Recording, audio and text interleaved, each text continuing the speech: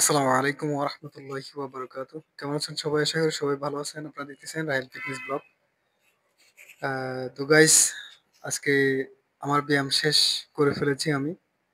আজকে কিন্তু আমার ডায়েট চেঞ্জ হয়েছে। আমি গতকালকে বলেছিলাম যে আমার ডায়েটটা আজকে চেঞ্জ হবে। আজকে বড় ভাই আসছিল, আসার পরে অর্থাৎ আমার যে ট্রেনার উনি আসছিল। তো উনি আসার পরে আমার ডায়েটটা চেঞ্জ করে দেই, ব্যায়ামগুলো চেঞ্জ করে দেই। সকালে ১ ঘন্টা হাঁটার জন্য বলে। এরপরে আরো অনেক কিছু।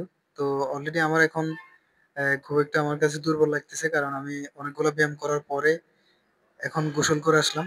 আ আজকে একটু অনুভূতি হলো শীতকালের অনুভূতিটা। শীত কিন্তু এখন অলরেডি চলে আসছে। আস্তে, আস্তে সকালে কুয়াশা পড়ে এখন।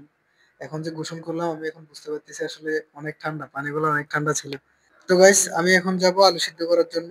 এই যে দেখতেছেন এগুলো হচ্ছে আলু।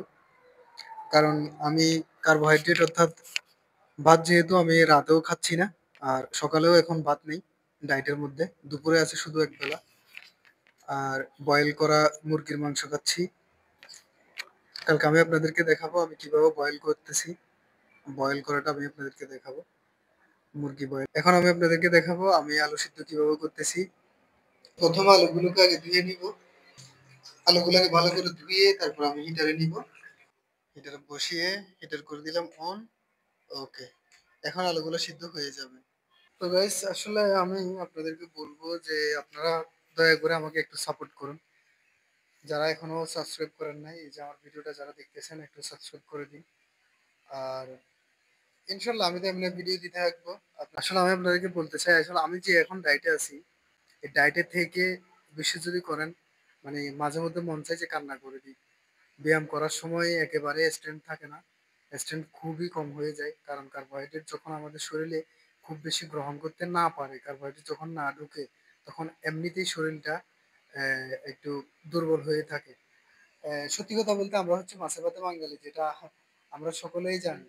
তো আমরা ভাতে অভ্যস্ত, ছোট থেকে ভাতে অভ্যস্ত। আমরা ভাত যখন খাওয়া একটু কমাই দিব, তখন আমাদের শরীরে বিভিন্ন রকমের যে দুর্বলতাটা, এটা বিভিন্ন ভাবে দেখা দিবে আপনাকে। তো এই যে আমি এখন কথা বলতেছি, আমি চাইলে আরো জোরে বলতে পারতাম, কিন্তু বলতে ইচ্ছা করতেছে না যে আমি আর একটু জোরে বলি কথাগুলো। তো গাইস, আপনাদেরকে আমি রিকোয়েস্ট করবো আপনারা সকলেই সাপোর্ট করবেন। সকলের সাপোর্ট খুবই জরুরি। মনে হয় এই ডিমটা প্রায় হওয়ার কাছাকাছি হয়ে গেছে। আপনারা যদি আওয়াজটা শুনতে পান, জানি না আওয়াজ শুনতে পাচ্ছেন কিনা। আমি একটু ঘুরাই দিই আপনাদেরকে। দেখতেছেন, শীতকালে এটা আমার জন্য খুবই উপকারী হবে, কারণ আমি শীতকালে এটা দিয়ে চা খাইতে পারবো রাতে। চা অথবা ব্ল্যাক কফি খেতে পারবো। আমি তো এমনি ব্ল্যাক কফি খাই। তো গাইস, আমি আজকে আপনাদেরকে একটা সত্যি কথা বলতে চাই, সেটা হচ্ছে আমার যেটা ড্রিম, অর্থাৎ আমি যে ইউটিউবে এই যে ভিডিওগুলো দিচ্ছি, আমার যে ইচ্ছা, আমি কেন দিচ্ছি ভিডিওগুলো, আমার দেওয়ার মূল উদ্দেশ্যটা হচ্ছে আমি চাই আপনাদের কাছে, এটা আমি ওইটাই আপনাদেরকে দেখাতে চাই। কারণ এই যে আমি, যেমন আমি বাড়িতে যখন যাই আমি আপনাদেরকে আমার যে কৃষি কাজগুলো আছে ওগুলো আমি দেখানোর চেষ্টা করি আপনাদের। তারপরে আমি যে জিমে থাকি, এগুলো আমি মোটামুটি যতটুকু সম্ভব আমি তা আপনাদেরকে দেখানোর চেষ্টা করি।